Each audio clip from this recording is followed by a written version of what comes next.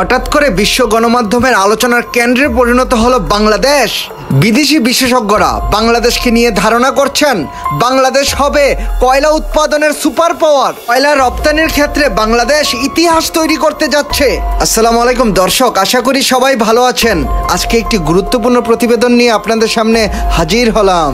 বাংলাদেশের কয়লা এবং কয়লা রপ্তানি করে বাংলাদেশ কি তাদের বৈদেশিক মুদ্রা ভান্ডারকে অনেক উচ্চতায় নিয়ে যেতে পারবে? বিশ্ব গণমাধ্যম কেন বাংলাদেশকে নিয়ে মেতে উঠলো? এই ব্যাপারে বিস্তারিত আলোচনা শুরু করা যাক। বাংলাদেশের মাটির নিচে রয়েছে বিশাল কয়লার ভান্ডার। দিনাজপুরের বড়পুকুরিয়া, ফুলবাড়ি, বরিশাল, জামালগঞ্জ সব অঞ্চলের মাটির নিচে প্রায় 3 ট্রিলিয়ন টন কয়লা মজুদ রয়েছে, যা বাংলাদেশের অর্থনীতিকে অনেক উচ্চতায় নিয়ে যেতে পারে। আর এই খবরটা পেয়ে বিশ্ব গণমাধ্যম নড়েচড়ে বসেছে।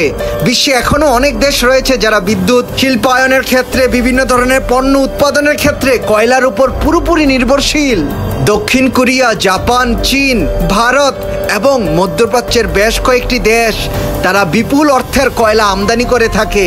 আর বাংলাদেশে যেহেতু রয়েছে বিপুল অর্থের প্রায় 3 ট্রিলিয়ন টনের কয়লা, সেই দেশের গণমাধ্যমগুলো বাংলাদেশকে নিয়ে ফলাও করে সংবাদ প্রচার করছে।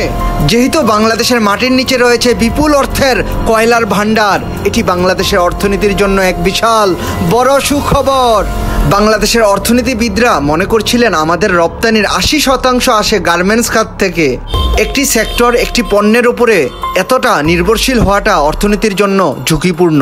তাই বাংলাদেশ যখন পেল মাটির নিচে বিপুল অর্থের কয়লা, তখন বাংলাদেশের বিশেষজ্ঞরা বলছেন যখন একটি দেশের অর্থনীতি বিভিন্ন খাতের উপর নির্ভরশীল থাকবে, এটি বাংলাদেশের অর্থনীতি সহ যে কোনো দেশের অর্থনীতির জন্য একটি ইতিবাচক দিক।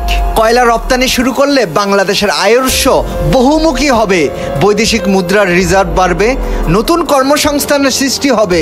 দর্শক, আপনি জেনে অত্যন্ত খুশি হবেন ভারত, ইন্দোনেশিয়া, অস্ট্রেলিয়া এই দেশগুলো বিশ্ব বাজারে কয়লা রপ্তানিতে শীর্ষ অবস্থান ধরে রেখেছে।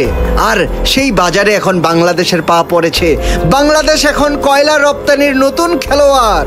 বাংলাদেশের মাটির নিচে এই বিশাল অর্থের কয়লার ভান্ডারটি সম্পর্কে আপনি আপনার মূল্যবান মতামত কমেন্ট করে আমাদেরকে জানিয়ে দিন। এরকম আরো ভালো ভিডিও নিয়মিত পেতে আমাদের চ্যানেলটি এখনই সাবস্ক্রাইব করুন। ভিডিওটি ভালো লাগলে লাইক করুন এবং আপনার পছন্দের মানুষের সাথে এই ভিডিওটি শেয়ার করুন। আজকের মতো এতটুকুই থাক। আল্লাহ হাফেজ।